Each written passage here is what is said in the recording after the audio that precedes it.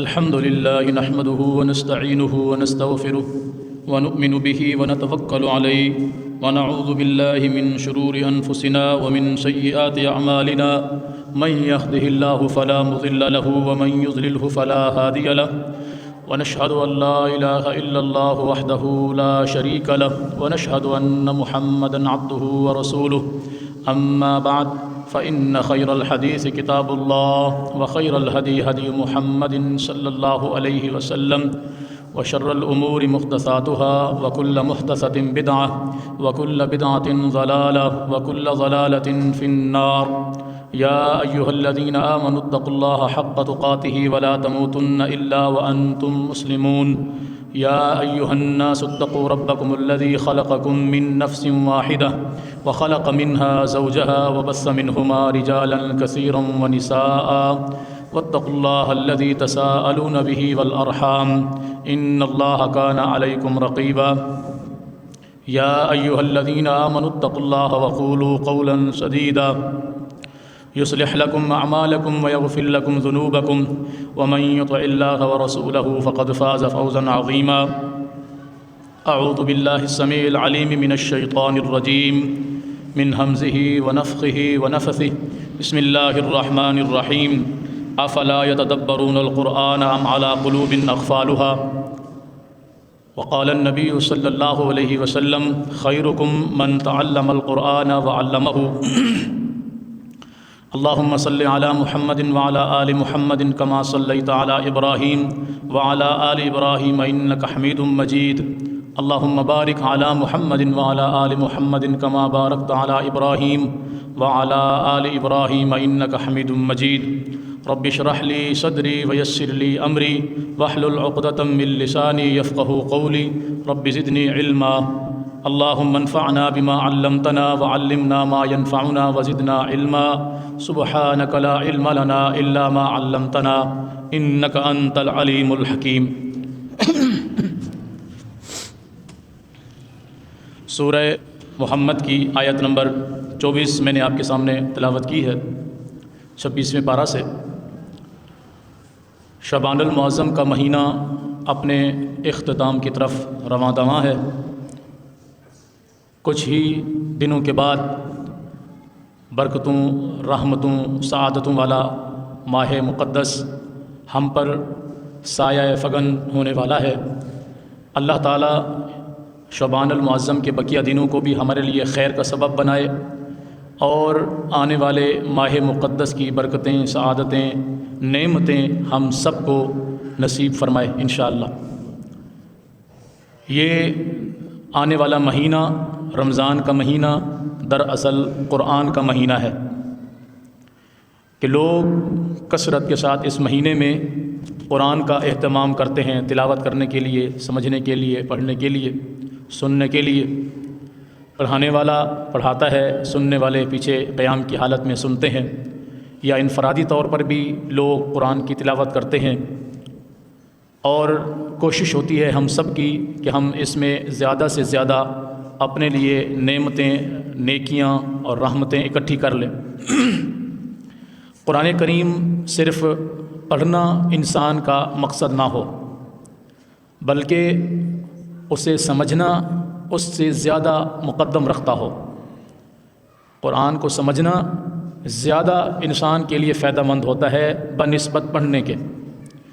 ایک آیت انسان پڑھ رہا ہے، اس میں اسے علم ہی نہیں ہے کہ اس آیہ مبارکہ میں اللہ رب العالمین نے کیا ارشاد فرمایا ہے، بس وہ پڑھ رہا ہے تو اس کے حروف کا تو اس کو اجر ملے گا، لیکن اگر اس شخص کو سمجھ آ جائے کہ یہ آیت کیا ہے، اس کے اندر کس چیز کا ذکر کیا گیا ہے، کس چیز کا حکم دیا گیا ہے، کس چیز سے منع کیا گیا ہے، تو کیا خیال ہے اس کی زندگی میں انقلاب، تبدیلی آئے گی کہ نہیں آئے گی؟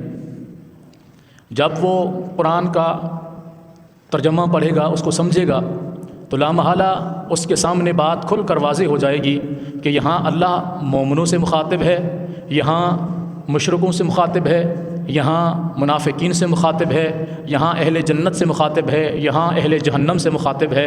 یہاں جنت والوں کی نعمتوں کا تذکرہ ہو رہا ہے، یہاں جہنم کی ہولناکیوں کا تذکرہ ہو رہا ہے۔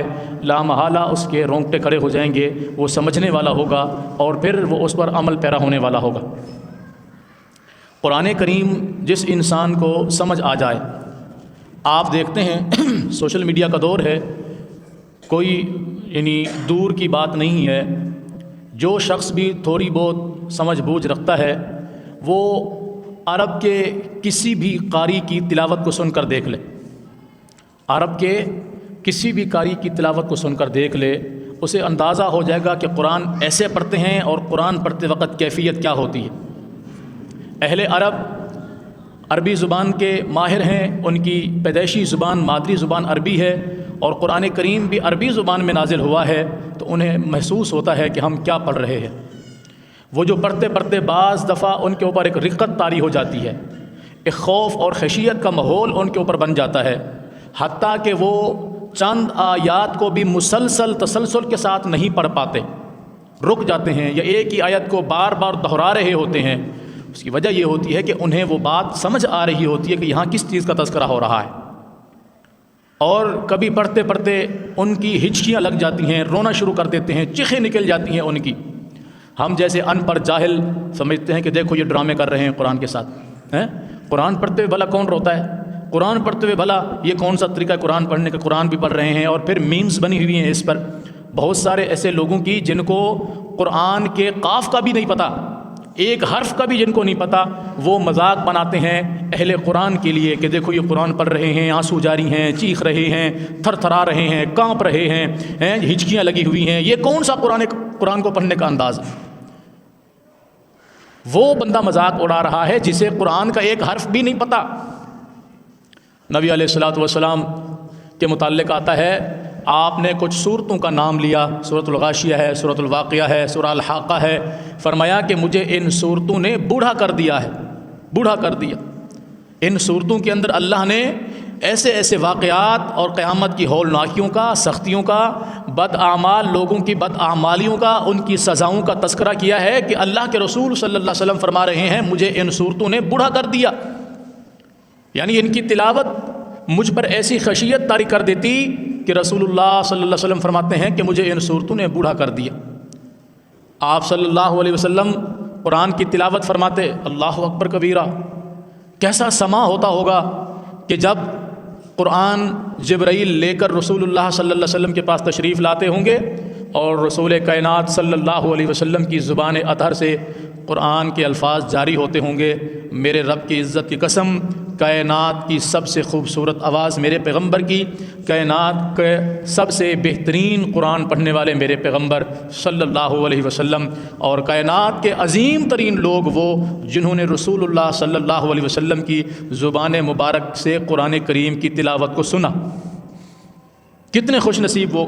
آج ہم دیکھتے ہیں نا کہ کوئی قاری قرآن کو بہت اچھی آواز میں پڑھتا ہے، لوگ اس کے گرویدہ ہو جاتے ہیں۔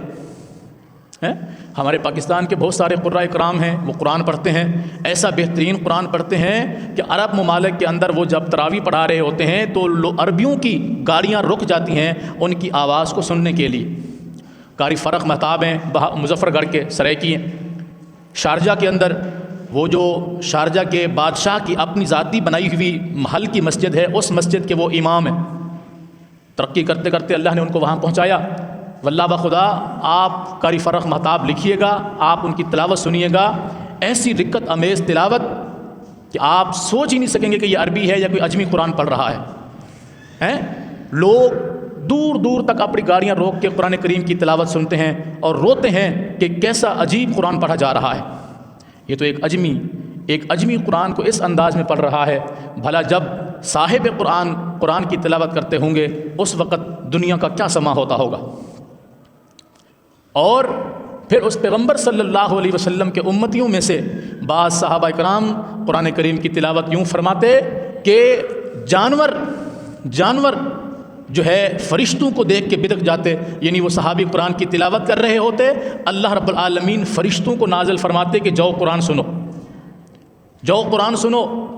وہ قرآن سننے کے لیے آتے اور فرشتوں کو جب جانور دیکھ لیتے تو وہ بدک جاتے تھے، پھر وہ صحابی ڈر کی وجہ سے قرآن کریم کی تلاوت جو ہے وہ ختم کر دیتے کہ کہیں ایسا نہ ہو میرے بچے کو نقصان پہنچے، بچہ بھی ساتھ سویا ہوا ہے، اور قرآن کریم کی وہ تلاوت بند کر دیتا۔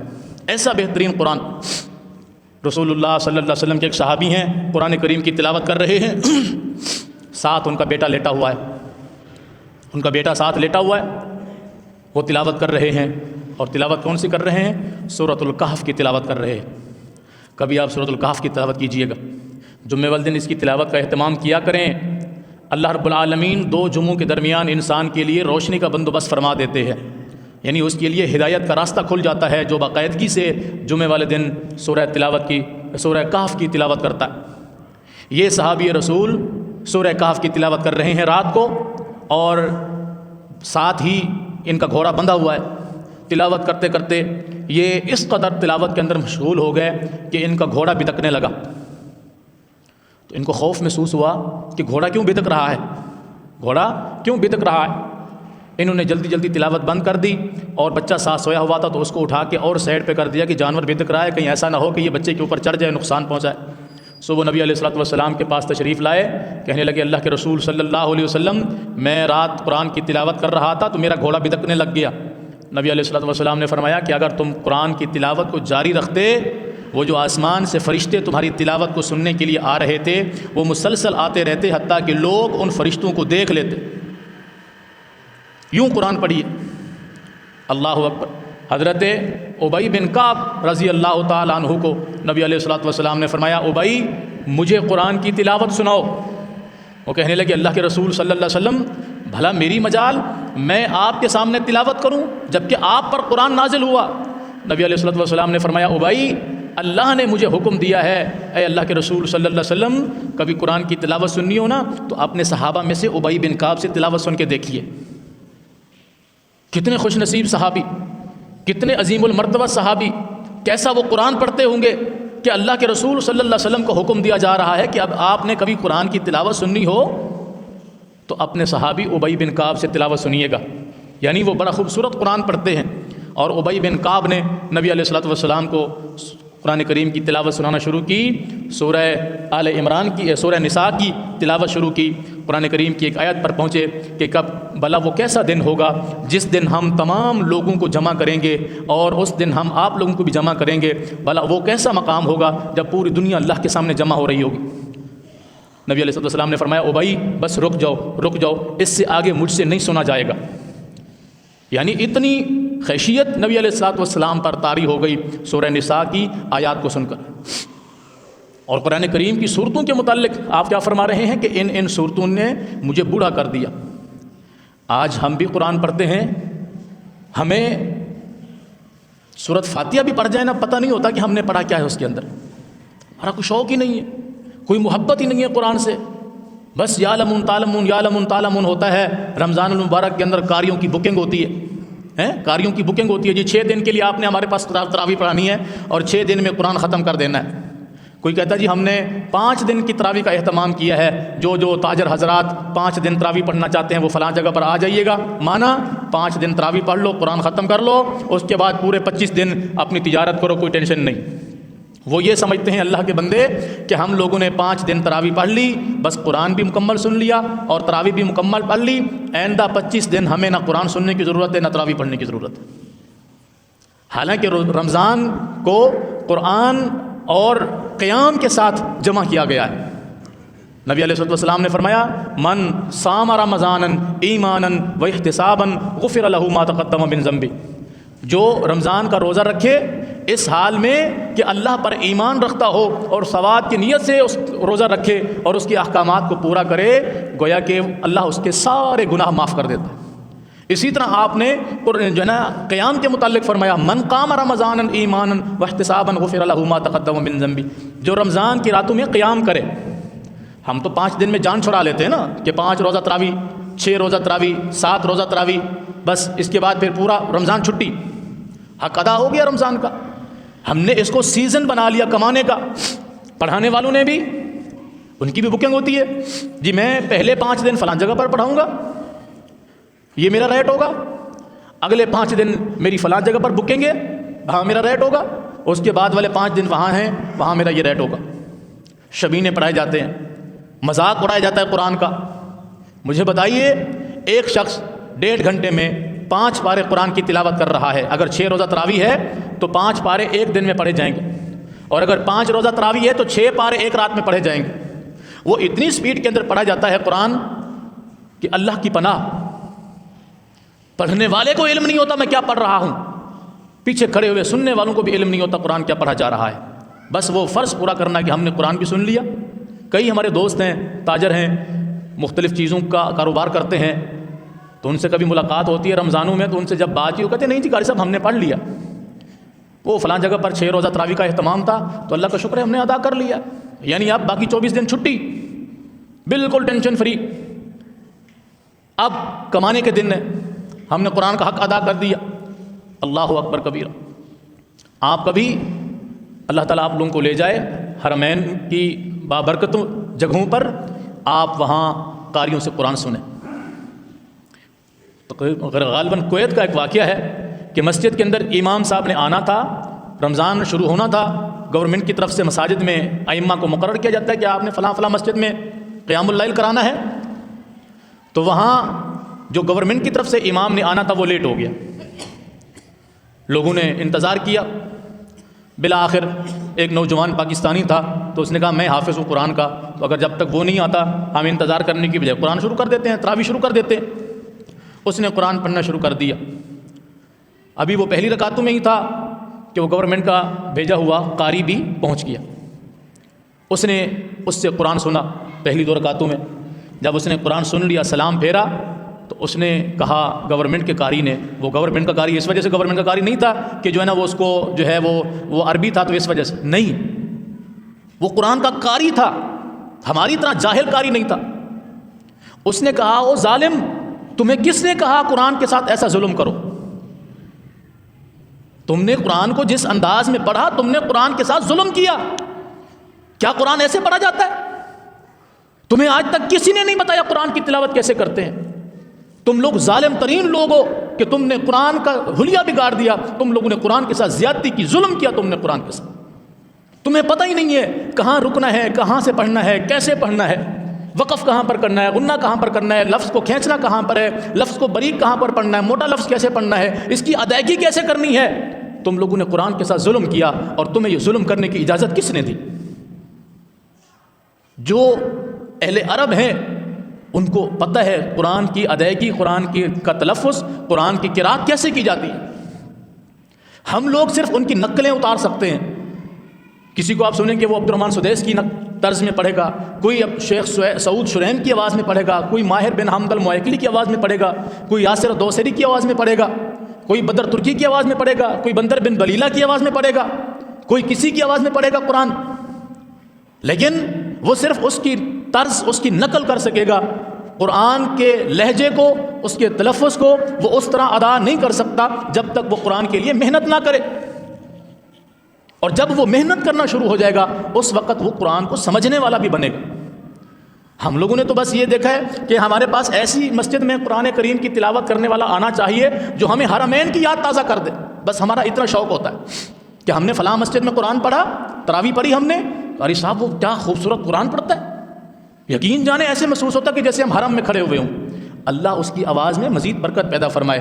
مگر کیا جو آپ نے سنا آپ کو سمجھ میں آیا وہ کیا پڑھ رہا تھا؟ نہیں قاری صاحب یہ تو ہمیں پتہ نہیں چلا، بس آواز بڑی خوبصورت تھی۔ اچھا جس نے پڑھا کیا اسے بھی سمجھ آ رہا تھا کہ میں کیا پڑھ رہا ہوں؟ ہمیں کیا پتا وہ کیا پڑھ رہا تھا؟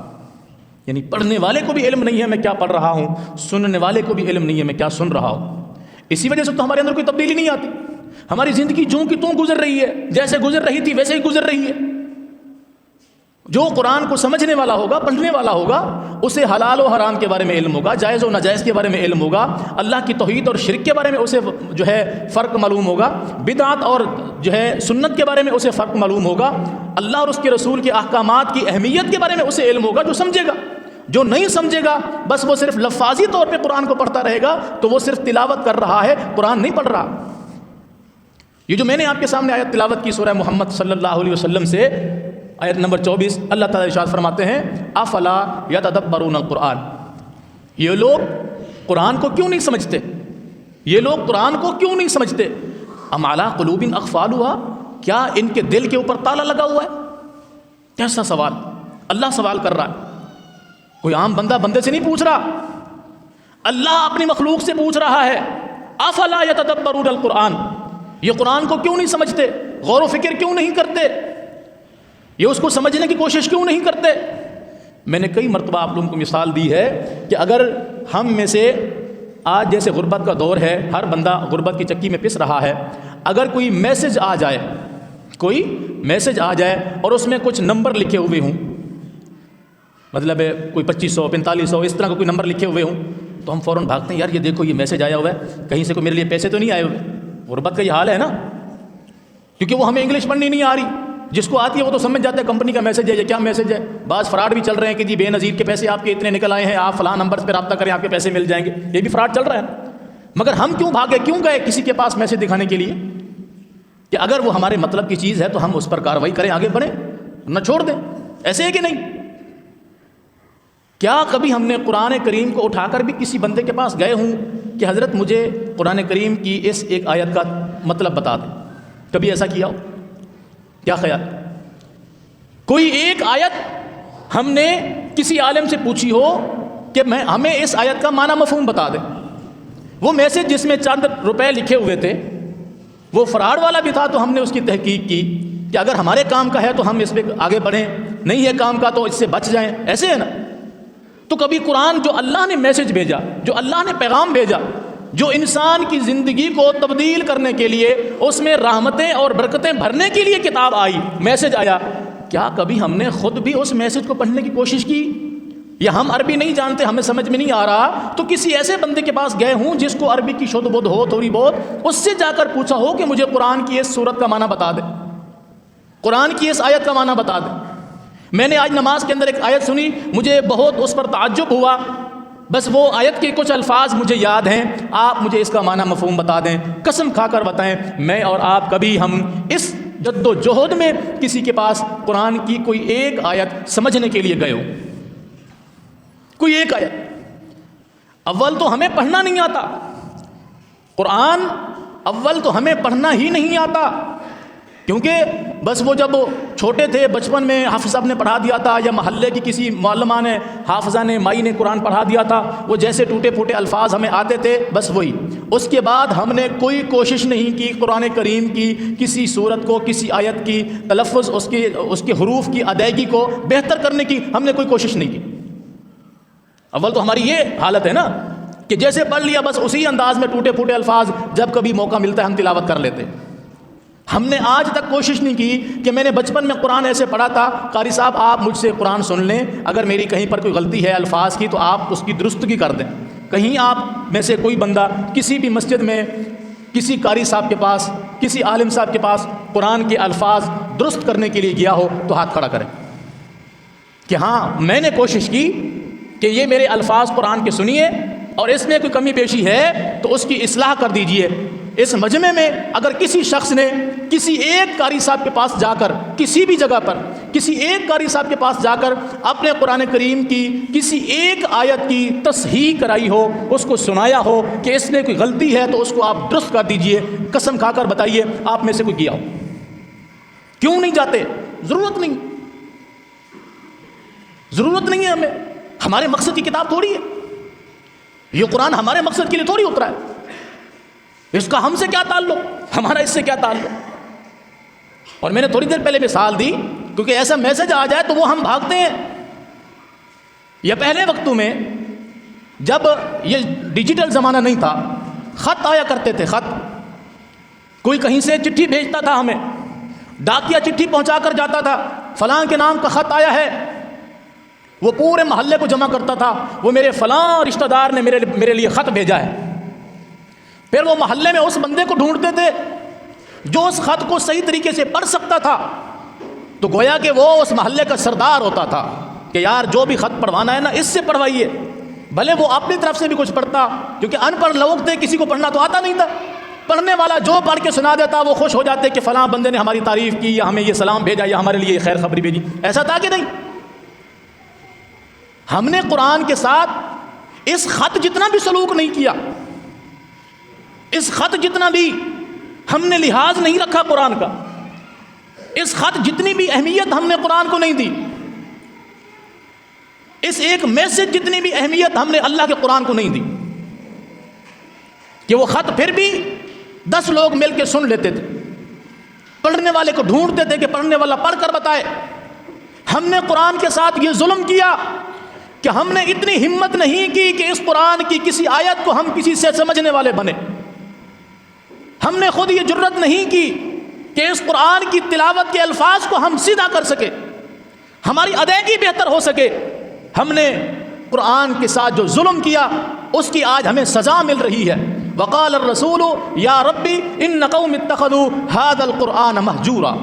قیامت کے دن اللہ کے رسول صلی اللہ علیہ وسلم اللہ کی بارگاہ میں ہماری شکایت کریں گے، اے اللہ یہ میری قوم ہے جس نے قرآن کو پیٹھ کے پیچھے چھوڑ دیا تھا، یعنی نہ اس کو پڑھنے والے تھے، نہ سمجھنے والے تھے، نہ عمل کرنے والے تھے، نہ انہوں نے قرآن کو پڑھا تھا، نہ قرآن کو سمجھا تھا، نہ اس پہ عمل کیا تھا۔ رسول شکایت کریں گے۔ آج ہمارے محلے کا کوئی معتبر شخص کسی انسان کے حق میں گواہی دے دے کہ میں اس کی ضمانت دیتا ہوں، یہ جو کہے گا وہ بالکل بات ٹھیک ہوگی، یہ جو فیصلہ کرے گا وہ مجھے منظور ہوگا، میں اس کا ضامن ہوں، ہمارا اس پر کتنا اعتماد ہوتا ہے کہ یہ شخص ہماری ضمانت دے رہا ہے، یہ شخص ہماری گواہی دے رہا ہے۔ وہ شخص کتنا قابل اعتماد ہوتا ہے کہ جو لوگوں کی گواہی دے۔ بھلا قرآن جس کے حق میں گواہی دے گا قیامت کے دن، صحیح مسلم کے اندر حدیث ہے، نبی علیہ الصلوۃ والسلام نے فرمایا والقرآن حجۃ لک او علیک، یاد رکھنا قیامت کے دن قرآن گواہی دے گا یا تمہارے حق میں یا تمہاری مخالفت میں۔ جس کے حق میں قرآن گواہی دے دے کہ اس نے مجھے پڑھا، مجھے سمجھا، میرے الفاظ پر عمل کیا، اس جیسا خوش نصیب انسان کائنات میں نہیں۔ والقرآن حجۃ لک، قرآن تمہارے لیے گواہی دے گا۔ جس کے حق میں قرآن گواہی دے دے اس کی ضمانت پکی انشاءاللہ، وہ مستند جہنمی بھی ہوگا۔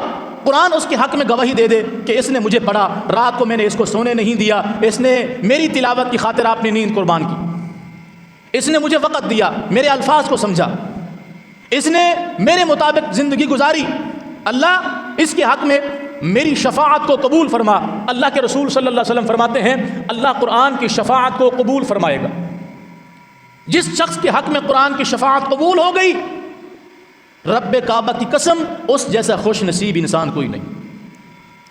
اور دوسرے الفاظ حدیث کے او علیک، کہ یہ قرآن کہیں تمہاری مخالفت میں گواہی نہ دے، تمہاری مخالفت میں جس کے حق میں قرآن گواہی دے دے اس جیسا خوش نصیب کوئی نہیں ہے، جس کی مخالفت میں قرآن گواہی دے دے اس جیسا بد نصیب کوئی نہیں۔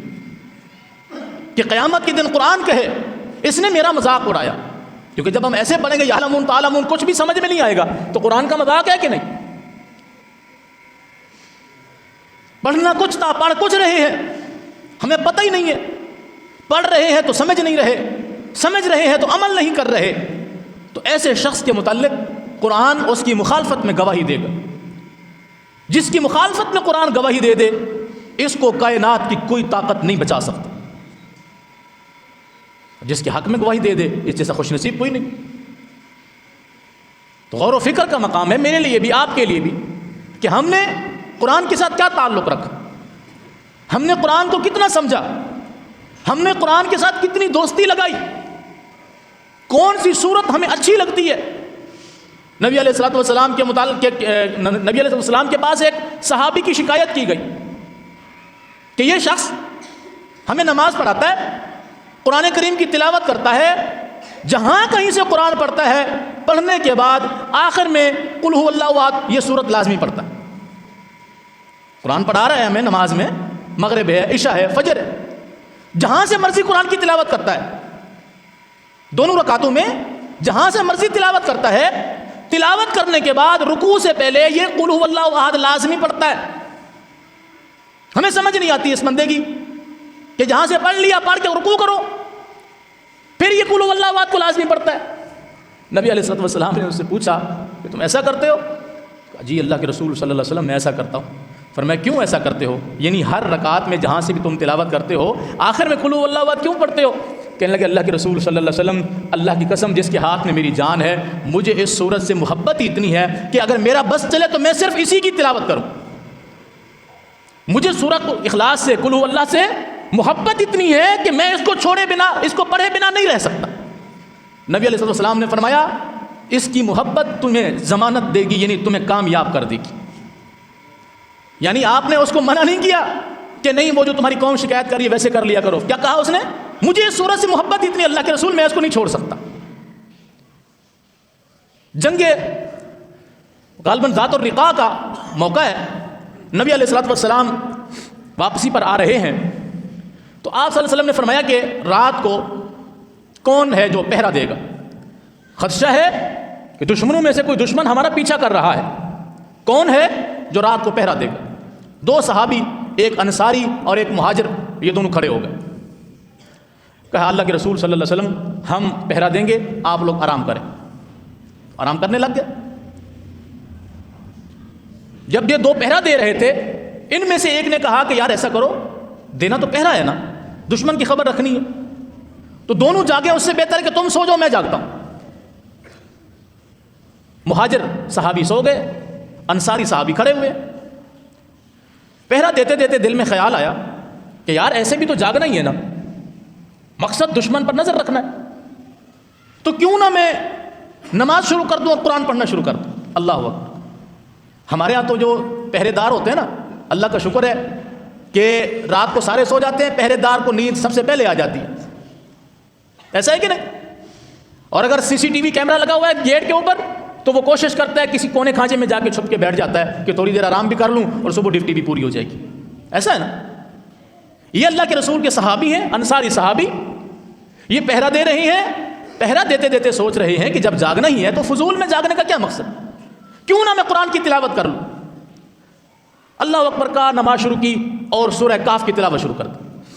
سورہ کاف کم از کم آدھے پارے کی سورت، اس سے بھی زیادہ کی۔ سورہ کاف کی تلاوت شروع کر دی۔ دشمن طاق میں تھا، نبی علیہ السلام نے فرمایا تھا کہ مجھے خدشہ ہے دشمن حملہ آور ہوگا۔ حملہ آور کیوں ہوا؟ کہ صحابہ نے مشرکین میں سے کسی عورت کو قتل کر دیا تھا، تو جس کی بیوی قتل ہوئی تھی اس نے قسم کھائی تھی کہ میں اصحاب محمد کا خون لازمی بہاؤں گا۔ وہ دشمن انتظار میں تھا، جیسے دیکھا کہ ایک بندہ نظر آ رہا ہے، وہ سمجھ گیا کہ یہ اسی لشکر میں سے ایک بندہ ہے۔ اب صحابی قرآن کی تلاوت کر رہے، اس نے تیر مار دیا، صحابی کو تیر لگا، زخمی ہو گئے، لیکن نماز نہیں چھوڑی۔ یہاں یہ مسئلہ بھی واضح ہو گیا کہ اگر وضو کی حالت میں جسم سے خون نکل آئے تو وضو نہیں ٹوٹتا۔ ہمارے مولوی حضرات ہمیں مسئلہ بتاتے ہیں نا کہ اگر وضو کر لیا خون نکل آیا تو کیا ہو گیا؟ وضو ختم ہو گیا، ایسا ہے؟ یہ اللہ کے رسول صلی اللہ علیہ وسلم کے صحابی ہیں جس کو 3 تیر لگے۔ کتنے؟ 3 تیر۔ نہ نماز ختم کی نہ قرآن کی تلاوت ختم کی۔ تیر لگا، تیر کو کھینچ کے پھینک دیا، نماز جاری رکھی۔ دشمن نے دوسرا تیر مارا، وہ لگا، اس کو نکال کے پھینک دیا، نماز جاری رکھی۔ اس نے تیسرا تیر مارا، تب جسم سے خون کا ایک فوارہ نکلا۔ وہ جو ساتھ ہی لیٹے ہوئے ساتھی تھے پہرے دار، اس کے جسم پر وہ خون کا فوارہ پڑا۔ خون گرم ہوتا ہے، اس کی آنکھ کھلی۔ اس وقت یہ صحابی اتحیات کے اندر تھے۔ پوری سورت تلاوت کی، پوری سورت، تقریباً آدھے پارے سے زیادہ سورت بنتی ہے، 15ویں پارے سے شروع ہوتی ہے، 16ویں پارہ میں ختم ہوتی ہے۔ تب یہ سلام پھیرنے والے تھے جب ان کو تیسرا تیر لگا، خون کا فوارہ اس کے چہرے پہ پڑا، جسم پہ پڑا، وہ آنکھ کھل گئی، دیکھا کہ زخمی ہے۔ یہ سلام پھیرنے لگے تو اس نے کہا اللہ کے بندے یہ کیا ہوا؟ تو کہا یار میں قرآن کی تلاوت کر رہا تھا اور دشمن نے تیر مار دیا۔ کتنے؟ کہا 3 تیر۔ تو کہا اللہ کے بندے جب تجھے پہلا تیر لگا تھا تو تم مجھے اٹھا دیتے۔ کہا میں ایک ایسی سورت کی تلاوت کر رہا تھا جس کو مکمل کیے بنا میں چاہتا ہی نہیں تھا کہ میں سلام پھیروں۔ میں قرآن کی ایک ایسی سورت پڑھ رہا تھا جس سے مجھے اتنی محبت ہے، مجھے اتنی لذت آ رہی تھی قرآن کی وہ سورت پڑھتے پڑھتے کہ مجھے تیروں کی پرواہ نہیں ہوئی، اور میں چاہتا تھا کہ اگر میں نے تلاوت پہلے ختم کر دی اور میں پہلے مر گیا، تلاوت میری مکمل نہ ہوئی، میرا کیا بنے گا؟ تو میں نے کہا جان جاتی ہے سو جائے، مگر قرآن کی یہ سورت ختم کیے بنا میں نماز ختم نہیں کروں گا۔ اللہ اکبر کبیر۔ یہ قرآن کے ساتھ محبت ہے۔ تیر لگ رہے ہیں، جسم سے تیر نکال نکال کے پھینک رہے ہیں، مگر قرآن کی تلاوت میں لذت آتی جا رہی ہے، اتنی لذت کہ آخری حرف بھی مکمل کیا، پھر رکوع کیے، سجدے کیے، تشہد کیا، سلام پھیرا، مگر قرآن کی تلاوت کو نہیں چھوڑا۔ اللہ کا شکر ہے ہم اتنے بڑے مومن اور موحد ہیں، یہاں باہر کوئی چھوٹا سا پٹاخہ پھوڑ دے تو ہمارا طرح نکل جاتا ہے۔ یہ کیا ہو گیا؟ اس کو تیر لگ رہے ہیں، وہ قرآن کی تلاوت نہیں چھوڑ رہے۔ کیوں نہیں چھوڑ رہے تھے؟ کہ قرآن ان کو سمجھ آ رہا تھا میں کب کہاں کیا پڑھ رہا ہوں۔ اس لیے قرآن کہتا ہے ھذا بیان للناس، یہ قرآن ایسا بیان ہے، ایسی فصاحت ہے، ایسی بلاغت ہے، ایسی لذت ہے اس قرآن کے اندر۔ وَلِيُنذَرُوا بِهِ، جو لوگ اس قرآن کو پڑھیں انہیں چاہیے کہ وہ اس کو اچھے طریقے سے دیکھیں، اللہ تعالیٰ سے ڈریں بھی، اس قرآن کے الفاظ پر غور و فکر بھی کریں۔ وَلِيَعْلَمُوا أَنَّمَا هُوَ إِلَٰهٌ وَاحِدٌ، تیسرا کام وہ یہ کریں کہ اس قرآن کی تلاوت کے بعد انہیں اس بات کا اندازہ ہو جانا چاہیے کہ ہمارے نفع نقصان کا مالک صرف ایک ہی ہے۔ ھذا بیان للناس، یہ لوگوں کے لیے ایک بیان ہے، ایک وضاحت ہے، ایک کلام ہے جس کو پڑھنے والوں کو کیا چاہیے؟ وَلِيُنذَرُوا بِهِ، اس پر غور و فکر کریں، دیکھیں، سمجھیں، اس کو سوچیں اس کے بارے میں۔ وَلِيَعْلَمُوا أَنَّمَا هُوَ إِلَٰهٌ وَاحِدٌ، اور انہیں اس بات کا بھی اندازہ ہونا چاہیے کہ ایک ہی معبود ہے، ہمارے نفع کا مالک بھی وہی، ہمارے نقصان کا مالک بھی وہی، ہمارے سجدوں کے لائق بھی وہی، ہماری عبادتوں کے لائق بھی وہی، ہماری نظر و نیاز کے لائق بھی وہی، ہماری منت منوتیوں کے لائق بھی وہی، ہماری تمام حاجات کے لائق صرف ایک ہی ذات ہے۔ یہ اسی آیت کا تیسرا لفظ ہے، وَلِيَعْلَمُوا أَنَّمَا هُوَ إِلَٰهٌ وَاحِدٌ، انہیں چاہیے وہ اس بات پر غور و فکر کریں۔ وَلْيَذَّكَّرْ أُولُو الْأَلْبَابِ، اور یہ قرآن، یہ بیان، یہ وضاحت، یہ بلاغت، یہ فصاحت عقل مند والوں کے لیے، سمجھ بوجھ والوں کے لیے یہ بہت بڑی نصیحت ہے اگر کوئی اس کو حاصل کرنا چاہے۔ اللہ تعالیٰ مجھے بھی اور آپ کو بھی قرآن کے ساتھ محبت کی توفیق عطا فرمائے، قرآن کو سمجھنے والا بنائے، قرآن کو پڑھنے والا بنائے۔ 4 کام کیجئے، قرآن کی تلاوت کیا کیجئے لازمی طور پر، جتنا پڑھ سکتے ہیں اچھا سے اچھا پڑھنے کی کوشش کیجئے۔